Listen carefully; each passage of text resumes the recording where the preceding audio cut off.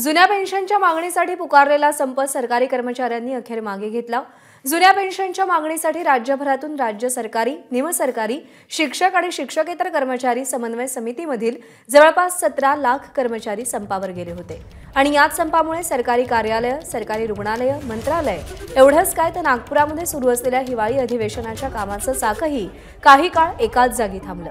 कर्मचाऱ्यांच्या आक्रमक पवित्र्यानंतर मुख्यमंत्री शिंदेंनी सभागृहामध्ये निवेदन देत जुन्या पेन्शनबाबत अर्थसंकल्पीय अधिवेशनापर्यंत निर्णय घेण्याचं आश्वासन दिलं, तसंच संप मागे घेण्याचं आवाहनही केलं। मुख्यमंत्र्यांच्या निवेदनानंतर सरकारी कर्मचाऱ्यांच्या संघटनांची बैठक पार पडली। यामध्ये सरकारने दिलेल्या आश्वासनानुसार अर्थसंकल्पीय अधिवेशनापर्यंत संप स्थगित करण्याची घोषणा सरकारी कर्मचारी संघटनांनी केली आणि अखेर संप मागे घेतला गेला।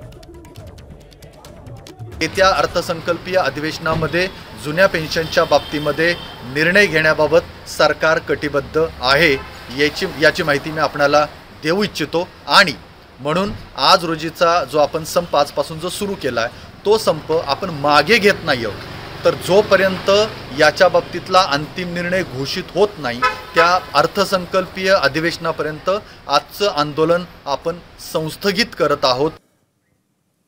आणि आज जुन्या पेन्शन संदर्भात सभागृहामध्ये मुख्यमंत्री एकनाथ शिंदे यांनी नेमकं काय निवेदन दिलं आपण पाहूया। निवृत्त होणाऱ्या कर्मचाऱ्यांची आर्थिक व सामाजिक सुरक्षा जुन्या पेन्शन योजनेप्रमाणे योग्य प्रकारे राखली जाईल या मूळ तत्वावर शासन ठाम आहे। प्राप्त अहवाल व त्यावरील चर्चा व अंतिम निर्णय हा या तत्वाशी सुसंगत असेल। सदर अहवालावर अंतिम निर्णय येत्या अर्थसंकल्पीय अधिवेशनात घेण्यात येईल। मी सदनास ग्वाही देऊ इच्छितो की संघटनेच्या मागण्यांप्रती शासन सकारात्मक आहे, त्यामुळे संघटनेने सुरू केलेला संप त्वरित मागे घ्यावा।